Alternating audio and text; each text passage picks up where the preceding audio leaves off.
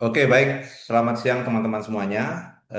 Kelas mata kuliah Hak Asasi Manusia, Hukum dan Hak Asasi Manusia ya, yang merupakan cabang dari hukum internasional sebenarnya, karena kita banyak mendiskusikan tentang instrumen hukum hak asasi manusia. Salah satunya adalah instrumen hukum hak asasi manusia internasional. Berdasarkan RPS kita ya, rencana pembelajaran semester untuk mata kuliah setelah UTS, kita akan mendiskusikan pelanggaran hak asasi manusia yang berat. Di pertemuan sebelum UTS, kita sudah membahas sedikit tentang apa itu pelanggaran hak asasi manusia yang berat. Ini saya mau refresh dulu ke teman-teman. Nah, kebetulan minggu lalu kan teman-teman mahasiswa berkunjung ke aksi Kamisan ya. Di sana teman-teman melihat bagaimana korban dan keluarga korban itu menggelar aksi untuk membangun memori kolektif. Nah, sebelum saya masuk ke materi, saya ingin bertanya kesan teman-teman ya. Eh, Alex, kemarin bagaimana itu aksi Kamisan yang teman-teman hadiri? Mungkin bisa diceritakan sedikit, Alex. Silakan. Oke, baik Pak, terima kasih atas kesempatan yang telah diberikan. Tentu di aksi Kamisan kemarin kami diberikan tugas oleh Ibu untuk kemudian mewawancarai korban-korban yang ada di aksi Kamisan. Eh, Memang itu sudah eh, apa namanya, sudah pertama kali dan bukan pertama kali lagi saya melakukan itu karena itu sudah lebih dari satu kali saya ikut aksi Kamisan dan untuk mewawancari para korban situ itu baru pertama kali. Nah, waktu itu kami disuruh untuk membentuk kelompok. Kemudian setelah dibentuk kelompok, kelompok wawancari para korban-korban di situ. Bagaimana mereka bisa menjadi korban, terus kemudian kasus apa yang mereka ingin perjuangkan di aksi Kamisan, dan yang lain sebagainya. Kemudian setelah itu, setelah kami wawancara, kami dikumpulkan kembali di satu tempat di samping aksi Kamisan itu untuk kemudian memaparkan materi-materi kami, Pak. Begitu. Siap. Terima kasih. Alex, kebetulan ketemu dengan korban siapa atau keluarga korban siapa waktu Pak wawancara? Daniel, Pak Pak Daniel Dan. kemarin. Korban apa itu? Dia korban kekerasan Heeh. karena memperjuangkan tambang. Oh, tambang. Oke, siap. Ya, Terima kasih, Alex. Yang lain ya. mungkin ada yang mau menyampaikan pengalamannya kemarin mewawancarai korban dalam gerakan Kamisan itu. Silakan. Atau mungkin saya akan tanya, Sarah ikut nggak kemarin? Sarah, kemarin aksi Iya kamu Pak, ikut? saya ikut. Ya, Ikut. mungkin bisa cerita sedikit, Sarah. Saya jujur ikut Kamisan tuh baru pertama kali Pak. Jadi Heeh. eh, ini pengalaman yang sangat bagus buat saya, sangat penting. Tadi kemarin saya mewawancarai eh, korban penggusuran oleh PT Pertamina, namanya Andrian. Terus? Dia dia em, dia dia dia korban pengusiran oleh PT Pertamina dan dia masih memperjuangkan haknya, Pak. Oke. Jadi ada berapa orang kemarin yang berkumpul di sana dari korban dan keluarga korban? Yang Kira-kira. ketemu ketemu sama saya satu orang doang sih, Pak. Oke, baik. Terima kasih, Sarah. Jadi teman-teman Ya. semuanya, eh, gerakan Kamisan itu yang kemarin saya berikan tugas bersama Bu Preti itu ya, itu sebenarnya sudah berjalan dari Januari 2007. Jadi kurang lebih itu sudah berapa tahun ya? Sekitar 20, eh, mungkin 26 tahun ya, kurang lebih lah ya. Eh, dan mereka selalu berdiri di depan Istana Negara untuk meminta keadilan karena pelanggaran hak asasi manusia yang dialami oleh keluarga, oleh anak, oleh suami atau eh, keluarga inti mereka, teman-teman. Nah, Indonesia ini kan sebenarnya sudah meratifikasi atau mengadopsi banyak instrumen hak asasi manusia. Di pertemuan-pertemuan awal itu saya sudah menyampaikan ke teman-teman itu ada Deklarasi Universal Hak Asasi Manusia, kemudian ada Kovenan Hak Sipil dan Politik, kemudian ada Kovenan Hak Ekonomi Sosial dan Budaya, kemudian Perjanjian Internasional tentang Larangan Praktik Penyiksaan, kemudian rasial diskriminasi, perlindungan hak anak, kekerasan terhadap perempuan, disabilitas, dan banyak perjanjian-perjanjian internasional yang sudah menjadi hukum di tingkat nasional. Dan di awal pertemuan, saya refresh lagi, kita juga pernah mendiskusikan tentang Undang-Undang Nomor 26 Tahun 2000 tentang Pengadilan HAM, dan juga Undang-Undang Nomor 39 Tahun 99 tentang Hak Asasi Manusia. Jadi gerakan yang mereka lakukan, permintaan yang diminta oleh korban pelanggaran HAM maupun pelanggaran HAM berat itu sebenarnya diatur oleh peraturan perundang-undangan yang ada di Indonesia. Mereka punya hak yang harus dipenuhi oleh negara karena pelanggaran yang dilakukan oleh penyelenggara negara pada masa itu. Nah, di Indonesia, seperti yang pernah saya sampaikan, kita mengakui pelanggaran HAM berat itu hanya ada dua, teman-teman, yaitu genosida dan kejahatan terhadap kemanusiaan. Genosida itu apa? Di pasal 8 nomor Undang-Undang nomor 26 tahun 2000, nanti teman-teman bisa membaca, itu korbannya harus berasal dari kelompok ras, etnis, agama tertentu gitu ya. Jadi harus ada kesamaan identitas dari korban. Nah, itu banyak contoh teman-teman. Kalau teman-teman pernah mendengar kasus di Yugoslavia, bagaimana tentara Serbia membantai orang-orang Muslim Bosnia, kemudian kasus di Rwanda, suku mayoritas Hutu membantai mayoritas Tutsi, itu juga merupakan bentuk kejahatan genosida, teman-teman. Nah, di Indonesia, dugaan genosida seperti di pertemuan minggu lalu, saya kan membuat diskusi dengan salah satu korban ya dari peristiwa 6566. Kebetulan kelas ini kan tidak ikut karena kelas ini berkunjung ke depan istana ya, mewawancarai korban. Jadi kelas HAM yang jam 13.40 di hari Kamis itu saya gabungkan dengan kelas yang hari Sabtu. Kita membuat webinar kecil-kecilan di hari Sabtu yang lalu.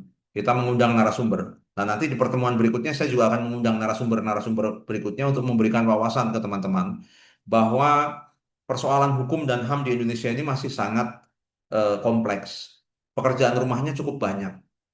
Karena penegakan hukumnya tidak berjalan dengan baik, makanya keluarga korban menggunakan cara-cara gerakan sosial seperti yang ada di aksi Kamisan itu, teman-teman.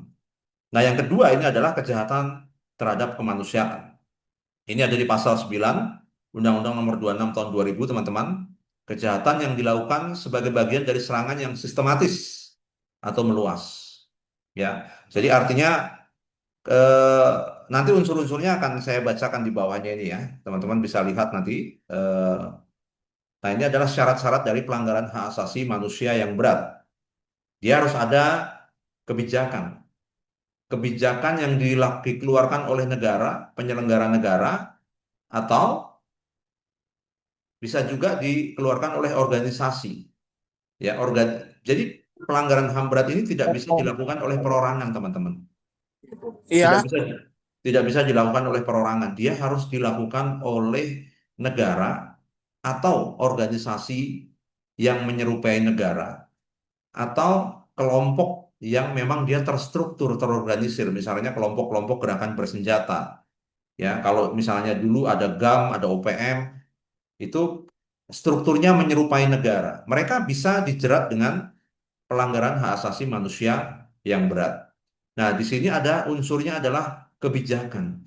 Kebijakan ini dikeluarkan oleh pemimpin tertinggi atau pemimpin yang bertanggung jawab langsung terhadap pasukan atau organisasi yang langsung melakukan pelanggaran hak asasi manusia tersebut, teman-teman. Dan kebijakan itu harus mengandung niat jahat, mengandung mens rea, ya. Kalau tidak ada mens rea-nya nggak bisa. Misalnya Alex atau di sini ada Junai gitu ya, atau Syarah membuat aksi protes, aksi damai gitu ya di depan DPR misalnya. Kemudian dari kepolisian mengeluarkan kebijakan untuk menangkap, untuk merepresi misalnya, tidak mentolerir sama sekali aksi-aksi damai. Nah, itu kan kebijakan yang mengandung mens rea, niat jahat.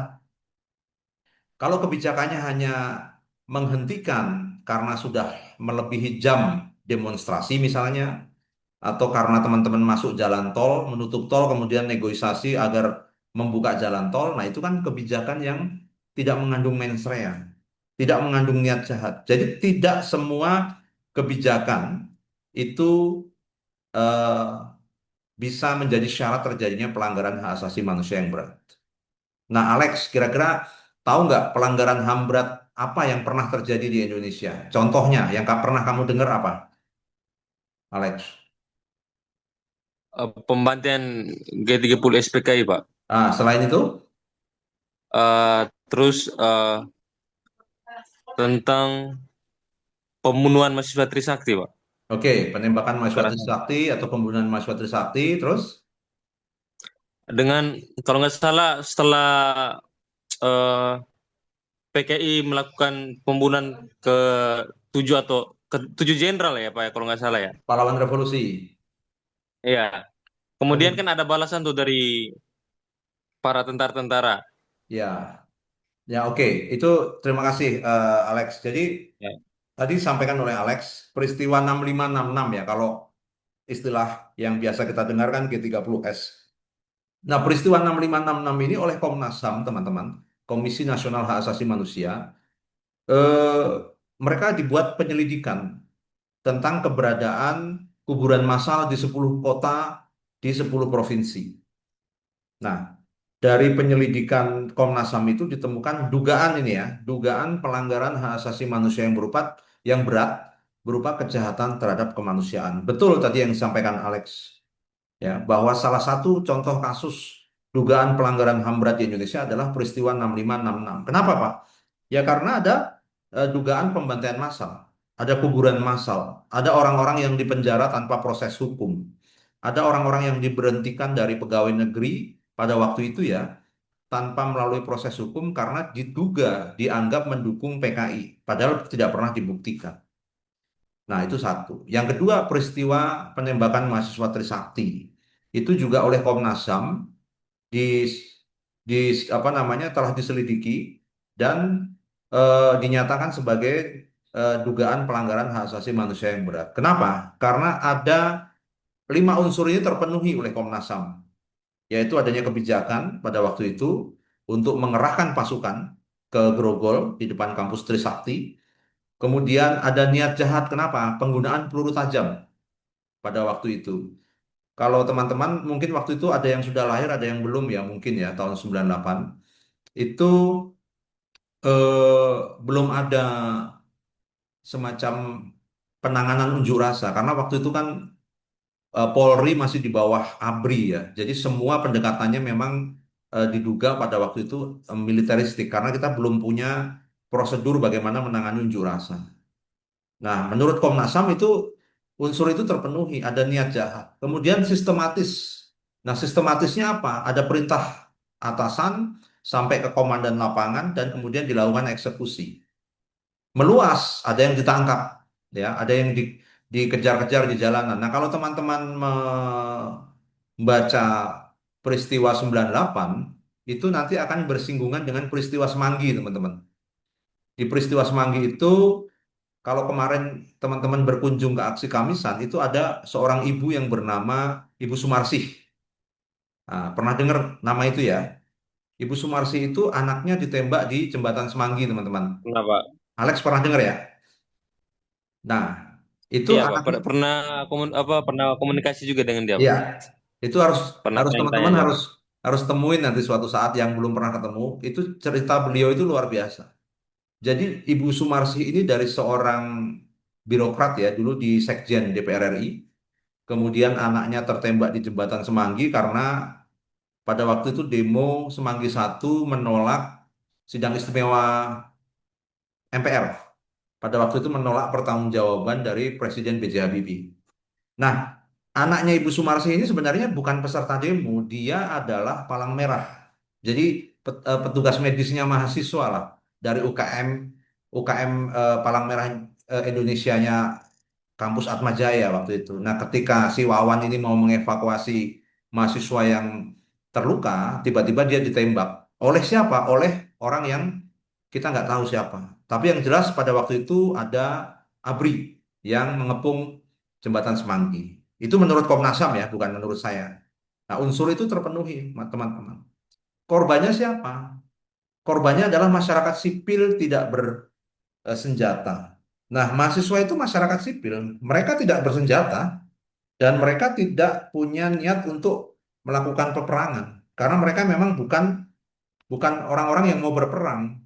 Para mahasiswa itu kan sebenarnya mereka adalah orang-orang yang memperjuangkan demokrasi, memperjuangkan perubahan, memperjuangkan hak asasi manusia gitu. Nah, dilakukan dalam skala yang besar dan berulang. Skalanya besar, nggak hanya terjadi di Atma Jaya, tapi juga di Trisakti, kemudian melebar ke Pasar Baru, ke Klender. Terjadilah peristiwa tragedi Mei 98 itu, teman-teman. Dilakukan dalam skala yang besar, ya, dan berulang. Berulang karena apa? Peristiwanya nggak cuma sehari. Peristiwanya ada beberapa kejadian rentetan. Nah, itulah teman-teman, ini adalah syarat-syarat terjadinya pelanggaran hak asasi manusia yang berat. Nah, unsur-unsur ini harus terpenuhi untuk sebuah kasus bisa dinyatakan sebagai pelanggaran hak asasi manusia yang berat. Nah, kalau teman-teman kemarin ketemu dengan korban, keluarga korban, itu mereka ada yang dari peristiwa 65, Pak Bejo Untung itu ya. Kemudian ada, kadang-kadang istrinya almarhum Munir itu juga ikut aksi Kamisan. Kemudian ada Ibu Sumarsih, Semanggi satu. Ada ibu-ibu tragedi Mei yang anaknya mengalami perkosaan massal dan juga hilang karena dibakar di mall. Kemudian ada peristiwa-peristiwa lain ya, yang terbaru itu ada penggusuran, kemudian perampasan hak tanah dan lain sebagainya. Itu untuk syarat hukum pelanggaran hak asasi manusia yang berat. Nah, ini adalah hak para korban ya, teman-teman. Hak hak yang eh, berhak didapatkan oleh para korban pelanggaran HAM berat. Nah, orang-orang yang berdiri di depan istana itu mereka belum pernah mendapatkan eh, hak ini dari negara. Mereka pernah mendapatkan bantuan memang dari Lembaga Perlindungan Saksi dan Korban. Kemudian dulu Pak Jokowi pernah membentuk tim rekonsiliasi, kemudian tim kepresidenan untuk menangani pelanggaran HAM di bawah Menko Polhukam. Jadi, teman-teman, eh, negara dalam hal ini pemerintah itu penyelesaian pelanggaran HAM-nya hanya sebatas apa? Sebatas penyelesaian penyelesaian yang sifatnya parsial. Eh, Kementerian ini membentuk tim, Kementerian Polhukam membentuk tim, LPSK memberikan bantuan kesehatan, bantuan psikososial. Jadi tidak pernah menjadi kebijakan yang sifatnya integral. Tidak pernah ada satu gerakan yang diinstruksikan oleh Presiden untuk menyelesaikan secara menyeluruh kasus-kasus ini biar tidak menjadi isu-isu yang liar. Mungkin Cunai juga paham lah, setiap 5 tahun sekali isu HAM itu selalu menjadi bahan untuk menjatuhkan lawan-lawan politik. Padahal HAM itu bukan isu politik, itu adalah isu kemanusiaan yang seharusnya diselesaikan. Gitu teman-teman. Nah, karena kasus-kasus ini tidak pernah selesai, makanya akan ada terus. Bayangkan kalau teman-teman kemarin ketemu dengan Ibu Sumarsi, itu beliau itu dari rambutnya hitam sampai rambutnya putih semua. Kasusnya nggak pernah selesai sampai sekarang. Gitu. Jadi silahkan teman-teman renungkan gitu ya, diskusikan di kelompok-kelompok kecil di kampus. Kenapa kasus-kasus pelanggaran HAM berat ini nggak pernah diselesaikan? Masalahnya apa? Apakah negara tidak mampu atau negara tidak mau? Kalau menurut Cunei, negara tidak mampu atau tidak mau kalau dalam konteks Indonesia? Eh, Kalau menurut saya sih Pak, dalam hal ini sih negara juga sebenarnya mampu Pak, Negara mampu, tapi kenapa nggak negara selesai? mampu. Tapi yang menjadi persoalan di sini, ini hanya perspektif saya pribadi ya Pak ya. Iya, nggak apa-apa. Yang menjadi persoalan tidak terselesainya kasus-kasus HAM ini adalah kemungkinan besar adanya keterlibatan orang-orang yang masih ada di pihak pemerintahan sekarang. Itu makanya Hmm. kasus HAM tersebut agak susah untuk diselesaikan Pak. Kalau Ya. negara tidak mampu itu ya, itu tidak jadi persoalan menurut saya Pak. Sekian Pak.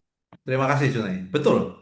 Itu jawaban yang menarik ya. Indonesia mampu nggak? Mampu harusnya. Kan kita udah punya undang-undang, kita punya anggaran, kita punya pengadilan, kita punya hakim, ya. Hakimnya digaji dengan, ya meskipun mungkin belum belum bukan merupakan gaji tertinggi di Indonesia, tapi gaji-gaji hakim juga menurut saya sudah layak. Tapi pertanyaannya, bahkan kita punya jaksa, gedung kejaksaannya juga mewah, kita punya Komnas HAM, semua dibiayai oleh APBN ya. Tapi kenapa tidak selesai? Berarti berarti bukan soal tidak mampu, berarti tidak mau. Mau nggak pertanyaannya kan gitu. Kalau kalau dibilang mau, kenapa dari 98 ya sampai sekarang itu sudah berapa tahun teman-teman? 98 sampai sekarang, kenapa nggak selesai? Seolah-olah korban dibiarkan berjuang sendiri. Bahkan teman-teman kalau tanya kemarin di korban ya, itu sudah banyak yang meninggal dunia yang akhirnya perjuangannya diteruskan oleh anak cucu mereka. Karena apa? Mereka meninggal dalam ketidakpastian. Bahkan para korban yang distigma menjadi PKI, distigma sebagai gerakan ekstrim kanan, itu masih belum direhabilitasi, teman-teman.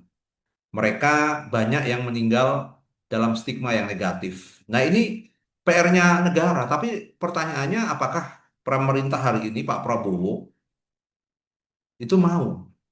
Kalau mampu, pasti mampu. Apakah mau menyelesaikan persoalan-persoalan ini? Nah, ini kita tinggal tunggu itikat dari pemerintah seperti apa. Karena menyelesaikan pelanggaran HAM hanya dengan melakukan pendekatan ekonomi itu nggak bisa. Sama dengan darah diganti dengan rupiah, sama dengan nyawa diganti dengan rupiah. Itu nggak, itu penyelesaian yang menurut saya justru melanggar HAM. Kenapa? Karena harus ada pelurusan sejarah, harus ada pengungkapan kebenaran. Ya, harus ada rehabilitasi orang-orang yang dulu distigma sebagai PKI, sebagai teroris, sebagai ekstremis, ekstrim kanan, ya, sebagai orang-orang yang dianggap melawan pemerintahan Orde Baru misalkan, itu harus direhabilitasi, dibikinkan monumen, ya, agar apa? Agar nama baik mereka dipulihkan. Keluarga, bayangkan teman-teman, dulu sebelum Mahkamah Konstitusi mengeluarkan keputusan tentang izin anak-anak eks tapol napol ya, anak-anak eks tahanan politik itu boleh memilih dan dipilih. Negara kita ini diskriminatif dulu teman-teman. Ya, jadi orang-orang yang lahir dari ayah dan ibu yang diduga terlibat PKI itu tidak boleh menjadi PNS, tidak boleh menjadi TNI Polri, tidak boleh ikut pemilu misalkan. Nah, itu oleh MK kalau nggak salah tahun 2006 itu kemudian dihapuskan. Jadi diskriminasi itu berakhir. Bayangkan, mungkin teman-teman ada yang punya tetangga yang pernah dengar lah ya, mungkin dia mendapatkan perlakuan diskriminasi, tidak bisa menjadi PNS, tidak bisa menjadi TNI Polri dulu tapi ya, kalau sekarang udah nggak ada itu. Karena apa? Karena leluhurnya atau orang tuanya itu adalah diduga pendukung PKI. Nah itu hal yang sekarang sudah nggak ada lagi. Tapi itu berlangsung cukup lama dan itu pelanggaran HAM, teman-teman. Masa anak cucunya nggak tahu apa-apa? Nah, ini harus dibuka, harus diselesaikan, harus di apa namanya diinformasikan yang sebenar-benarnya kepada kita generasi muda. Dan itu baru satu. Jadi urutannya harusnya apa? Negara minta maaf. Itu sudah pernah dilakukan. Negara meminta maaf. Ya, Pak Jokowi juga pernah menyampaikan itu. Tapi seharusnya teman-teman tidak hanya minta maaf, mengeluarkan peraturan presiden, mengakui peristiwa dari tahun berapa sampai tahun berapa itu adalah peristiwa pelanggaran HAM berat dan negara bertanggung jawab. Kemudian setelah negara mengakui, negara harus memulihkan hak para korban. Ya, Pak, kalau negara nggak punya uang untuk memberikan kompensasi, kan ada banyak cara. Ini saya memantik aja ya teman-teman, supaya apa? Supaya teman-teman berpikirnya bahwa hak asasi manusia itu bukan cuma apa yang kita diskusikan, tapi sangat luas sekali teman-teman. Oke, sampai di sini ada yang mau bertanya atau ada yang mau berkomentar? Silahkan. Saya mau menyiapkan absen dulu. Silakan. Di sini saya lihat ada beberapa teman-teman yang juga jadi aktivis di kampus ya. Pasti punya pemikiran-pemikiran kritis juga kan? Karena isu-isu HAM ini kan sebenarnya juga bukan sekedar didiskusikan oleh teman-teman Fakultas Hukum, tapi juga banyak didiskusikan di ruang-ruang diskusi lain yang juga itu dari berbagai latar belakang teman-teman. Bukan cuma dari Fakultas Hukum. Nah, apalagi teman-teman Fakultas Hukum yang paham hukum itu harus menjadi motor dari eh, diskusi dan juga advokasi tentang hak asasi manusia ini. Karena mungkin nelayan, petani itu nggak paham hukum internasional, tapi teman-teman kan sedikit banyak sudah mulai belajar. Di situ ada hak dan kewajiban, ada kewajiban negara yang harus dijalankan dalam konteks hukum internasional. Tapi apakah itu sudah dijalankan apa belum? Nah, itu yang menjadi ranahnya teman-teman. Oke, saya absen dulu. Ini kelas HAM yang oke. Eh, Asanul Wifki ada? Ada Pak, hadir. Hadir ya. Oke. Alex ada. Eh, Ardelia, Ardelia tidak ada. Ayub, Ayub tadi ada ya kalau nggak salah ya. Ada tadi Pak. Benedictus, Hadir Pak. Benedictus hadir. Brigit Naomi, Brigit Naomi, Chandra Wijaya, Chandra Wijaya ada? Tidak Fauzia, ada Pak. Chandra Wijaya ada ya. Fauzia, Hadir, Pak. Franciscus, Franciscus Ada Pak. Inai ada ya tadi ya saya lihat ya. Ada Pak. Franciscus Santiago, Muhammad Fadli, Hadir Pak. Muhammad Fadli ada. Muhammad Iqbal Yunus, Hadir Pak, hadir, hadir. oke. Nathaniel, Udah nggak kuliah di sini, Pak. oh Nathanael udah nggak di sini. Naufal, Naufal, Hadir Nita, Pak, hadir, hadir. Hadir, hadir. Naufal ada. Nita, Ada, Pak. Nita ada. Nurdin Hamid, Paul Hendrik, Hadir Pak, hadir, hadir. Rahel Putra, Rahel nggak ada. Rahmatullah, Rahmatullah, Ruben, Ruben Sabrina Hadir. hadir. Salvano, Hadir Pak. Siti Sarah, Hadir, Pak. Valentino Esteban, Valentino Yosua Pahpahan Hadir Pak. hadir ya. Hadir, Oke, Pak. teman-teman. Saya udah dipanggil belum Pak? Alex Siapa? nih Pak. Tadi Siapa? jaringan tadi Pak. Alex, Siapa? Alex. Alex sudah, Alex ada. Alex Yandrino udah saya absen. Oke, oke. Makasih Pak. Siap. Tadi Chandra nggak ada Pak. Chandra ada nggak Chandra? Nggak ada Pak. Oh nggak ada ya Chandra. Nggak ada Chandra kok. Oh, baik teman-teman. Valen kayaknya masih Alpa dah Pak. Dia hadir Iya Pak. Pak, Valen. Valen Siapa? hadir Pak. Valen, Valen. Valen. Iya tadi dia hadir Pak. Tapi absennya masih Alpa. Valen siapa ya? Valentino Valentino Esteban. Oh Valentino. Yang gondrong. Namanya paling bawah tadi Pak. Paling bawah ya. Nah, Valentino Esteban. iya Pak. Iya Pak. Siapa lagi? Itu Pak. Sudah Pak. Udah ya, oke. Baik, terima kasih teman-teman.